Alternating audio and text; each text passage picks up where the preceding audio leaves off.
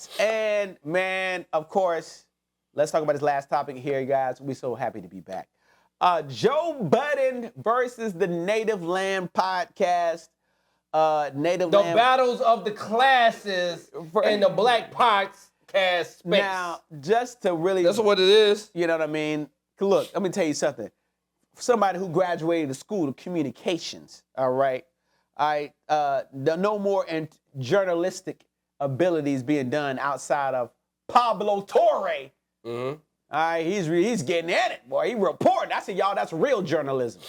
All right, and me, okay? All right, yeah. And all I do is scroll TikTok. That's what sorry, Pablo. I can scroll clips now and figure out the story and piece it together. So basically what happened is with the viral happened is Mark Lamont Hill went up against Queen's Flip. That was a wild clip. Yeah. And pretty much Mark got mad at Queen's Flip calling him a sucker, saying he do some sucker stuff. Let me tell you something. And I guess Mark said, hey, don't let this CNN fool you. Yes. Hey, Mark said, hey, don't let this griot fool you up there. Hey, Mark said, hey, don't let this bookstore fool you, fam. Mark, he survived. Put a bookmark on you, fool. He just survived. That's what he said. Why he turned to LA accent? He did. What's the Philly accent? Yeah, I don't know. The bull. You know, they say the bull. Young. Hey, don't let this bookstore fool you, young. You know what I'm saying? Don't let CNN fool you, young. That's what he did. Yeah, Mark said, yeah. Yeah, they went viral. Mark was ready to go outside. He was ready. He said, hey, Queen's Flip. Because you saw the switch. Yeah. When Mark was like, hey, don't be standing up. What you standing up for? What you standing up? What you standing up for? Don't be standing up. Don't be standing. That's a real, and that one that great enactment. That was spot on. Exactly how Mark did it. Don't be standing up. Hey, let me tell you something. Let me tell you something. Mark, and I'm glad that happened because this is so layered. It's so layered, but this all came down to, and then the other podcast, the Native Land started criticizing. Why is Mark even over there with them lowlights? They actually put out a title of their podcast saying, "Hey, the dumbing down of America. Joe Budden is dumbing down America, right? Or Black America, or whatever, or the Black community." Yeah. And the terrible thing about this is, I'm not mad at the title.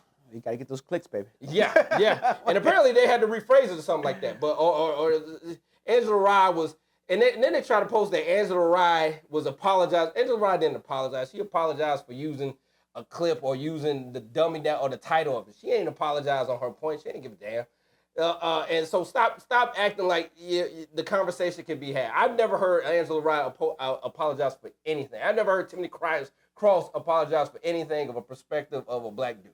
Period. She didn't even apologize for Period. Timothy Cross and I apologize. They have never apologized. She didn't apologize for breaking up Common. And what's happened? Common probably broke that up because apparently Common be breaking up on a regular basis. But apparently, and it's tough to have these conversations when you, and I can see that, and I think that's one of the factors that when I watch or I listen to the Native Land podcast, you have what's my guy's name? Bakari Sellers and Andrew Gilliam, and you can tell, because I've been in these situations before where, and I think these are good guys. I'm a good guy, you're a good guy, but when you have to tailor your conversation so much to convey to such a sensitive person that is giving something that they can't take. Right. They're giving an energy that they can't receive, it becomes exhausting. And like, it's like, yo, how do we have this conversation? Oh, my bad. Ooh. All right, it's ready. What's that? We good, man. We good. Yeah.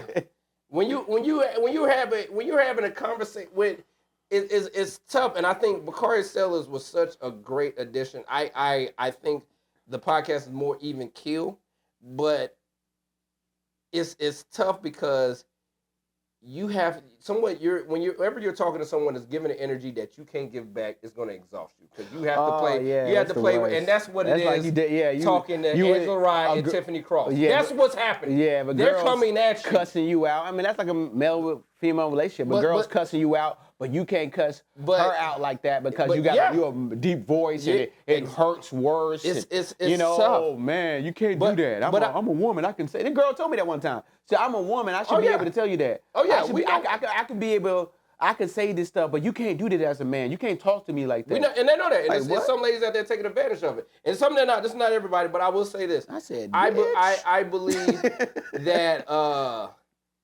they're given an energy that they can't take, and it's cool. I don't even have a problem with their perspective.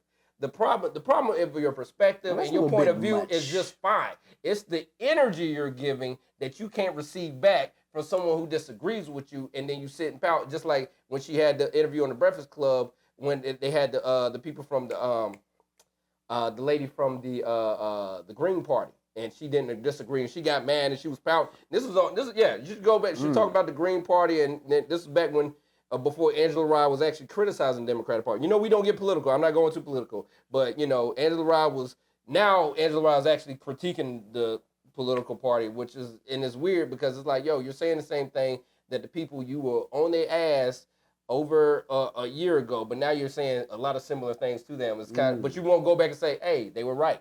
No, you're not going to do that. But I say this to say, hey, you don't know the culture, and you don't know, you're not really keen to how black men navigate through America, especially educated black men. One of my favorite shows was Atlanta. And what I loved about Atlanta was the main character played by Childish Gambino. He went off to where? He went off to Harvard and Yale or whatever. He went over to a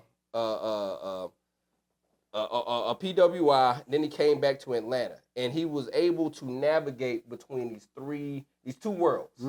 This privileged world, what do you call it? Like Duke and Harvard and all that. Ivy League. Ivy League, yeah. He went off to an Ivy League. I'm sorry. He went off to an Ivy League, came back. Ivy League. They say it's Ivy League of the South. That's why I say that. They do say that. But they're not Ivy League. Ivy League is Harvard, Yale, Princeton. Brown, Ivy League? Brown. Yeah, Brown. Yeah. Columbia in New York. I was trying to throw your props, but if you want to throw away, it's all good. Hey, man, I ain't got no problem. I ain't got no problem not giving Duke props. I try to give you 2 cents, but I'll take it back. Anyway, so basically the navigation that Mark has to have, keep in mind, Mark knows people. Mark has been in these cultures, even though the most educated, not to say the most educated black man has been in some I won't say situations, but been around people that are more conspicuous individuals. Mark has a brother that's incarcerated. I want you to think about that. This is his brother.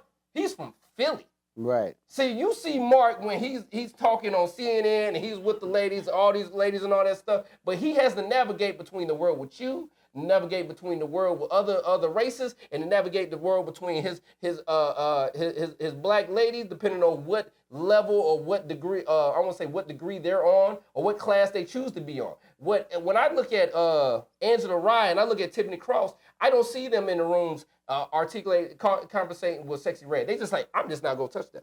Right. See, Mark has to go between, I'm going to go talk to the president, and I'm going to go talk to Joe Budden, and I'm going to go talk to Cameron and them. See what I'm saying? Yeah. We have a set of people, Kabari Sellers would do that too. But yeah. Tiffany Cross and them will just say, hey, if you don't, I'm not going to mess with y'all. But they are part of the culture. So if you want to touch the culture, you must go talk to these spaces where you're not the majority. And I say this because, and this is the quote, the business bully, Andrew, I forget his last name, but the business bully, look him up online, but he said it best. He said, you can have more degrees than a thermometer, but that doesn't mean you can read the temperature in the culture. And they can't read the temperature. That's where they're losing. That's the bar. They're not reading the temperature of the culture. I think you're not the majority. Tiffany Cross. And the thing about your opinion, you got to change. Going off. Because it's real. Because Tiffany Cross. Let me say this. Let me say this. Because it's weird to me. Because Tiffany Cross gets on television and says multiple times that when she talked about Stephen A. She said he giving small dick energy. She was on CNN and said Florida is the penis of America and needs to be cut off. She said that she had MSNBC. She had her own show. Oh, I didn't know. And I don't know is that not wild to you? It is. You're the host. Not she wasn't a guest. Okay, she was the host. Right, saying that. That's wild. That's like Don Lemon saying some wild stuff. You know what I'm saying? But at the end of the day, your opinion is valid. You are a part of the culture, but you, Tiffany Cross, Angela Rye, but you can't, to make the progress. To make the progress you want to make in the culture, you got to be able to go to different rooms that you're not the majority, and if someone disagrees with you, you can't sit back and pout. You can't do that. Right. If you want to reach a certain level where you're welcome, but the thing about it, if you don't want to do that, keep on doing that, and then Joe Budden will still be more impactful in the culture. And the thing about it, these people, especially these black people, we're more alike than we are different. Joe Budden stated this, and this is very true. And the thing about it, Joe Budden's not talking about y'all. Y'all talking about Joe Budden. Joe Budden ain't paying y'all no attention. Right. Y'all up here critiquing. Y'all, that's some mean girl stuff. But y'all just come in and talk junk, and then to go away, Joe Budden ain't even thinking about y'all, but y'all talking junk about him. But they should go on the show. I would love for them to go on the show. Yeah, I think they could go. They're not going. I think it would go crazy viral, but I think they will find out they have more in common with Joe Budden and that cast. I think when it comes to that, thank you for that epic soliloquy, dissertation, I should say, Mr. Homecoming King. Mr. Arts and Science. Yeah, Mr. Arts and Science. I want Mr. Howard. Mr. Arts and Science. Okay, all right. No, I think that, I don't know, man. I'm just a different kind of cat. I just been around some unique individuals, and you can learn. Just because I went to college, I don't look bad down on somebody on others. We don't do that never went to college and they talk extra country. Now, people think I talk country out here, or I'll be in New York, they'll say I talk country. I'm like, y'all, there's people who miss letters when they talk. But when I see those people, I can still relate to those people too, right? Mm-hmm. Whether they're in Alabama, North Carolina, South Carolina, don't matter, Georgia. I have a theory, though. Right? But I can relate to those people, whether however they look, they dress and bummy, whatever. But you got to be able to talk to people. Same thing, I talk to drug dealers. I've hung out with drug dealers. I knew drug dealers, grew up with some. Yeah. We went to school with them. Somebody asked me, they said, yo, Ash, how do you know these? Because I say I know doctors, lawyers, drug dealers, killers. And I say, Ashford, how do you know these people? I said, I went to public schools. It was open to the public. Right. So I knew them when we were playing dodgeball together. You know what I'm saying? Yeah. I knew them when we was eating lunch at the after school program at the YMCA. This is how I knew them. Their path in life put other directions, but at one time we were just kids. I don't know no doctors. These niggas work at a plant. But I do know some doctors. I don't know any doctors.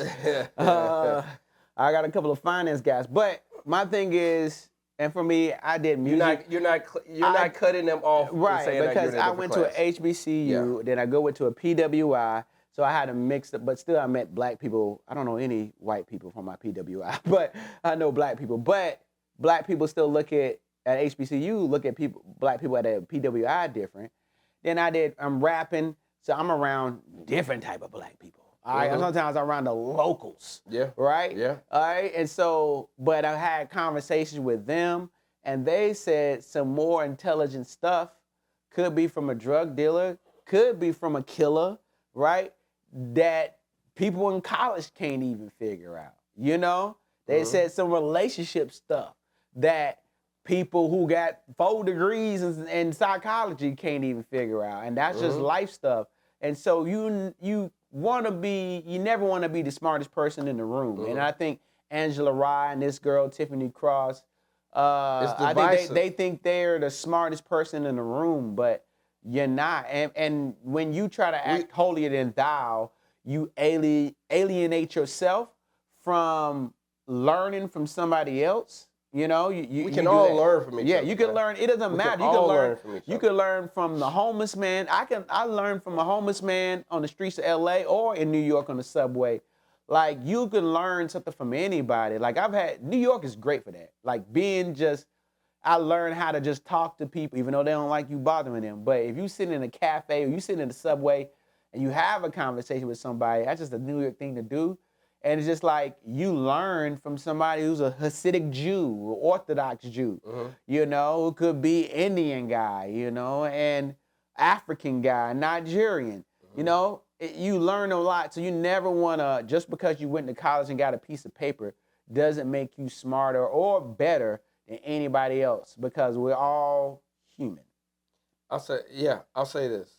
There are some people that are using classes as like a way of currency. And I just saw Charlemagne even said it. He said, yo, I agree with Joe Budden. Y'all acting like y'all Jack and Jill. And then Angela Rye says, wait, raise your hand if you in Jack and Jill or you in this and you in the boule and all that stuff. First of all, I didn't know what the boule was. But then she was like, well, I wasn't in any of those. He wasn't saying you were actually in Jack and Jill. He was saying y'all acting like that. Y'all acting like y'all are higher than other blacks. So you not actually being a part of Jack and Jill doesn't mean you not acting like it. You can be from the hood and act brand new on somebody. Yeah. You see what I'm saying? That's not, you're taking it too literal. And that's weird that like, even when Charlemagne got on there and tried to explain to you, which is your boss. Right, it's your boss. He's your boss. He is your boss. And I mean, she wasn't disrespectful or nothing, but it was showing, it was like, oh, I get it. We can't tell you nothing unless it's something you wanted. You're too defensive. And then Charlemagne's your boy. Charlemagne's your own boy. Charlemagne has definitely extended his hand to bring you in multiple times. He's not up there trying to demonize you, but he had a difference of opinion. That's just like, nah, Charlemagne, I don't get, they ain't what we ain't what you saying. That's just like, nah. He want to say y'all acting like some bougie chicks. That's what he's saying. Right. Yeah. Yeah. And then your response could be, well, if you got a problem with it, I'm not for everybody. And then, yeah, you can, but then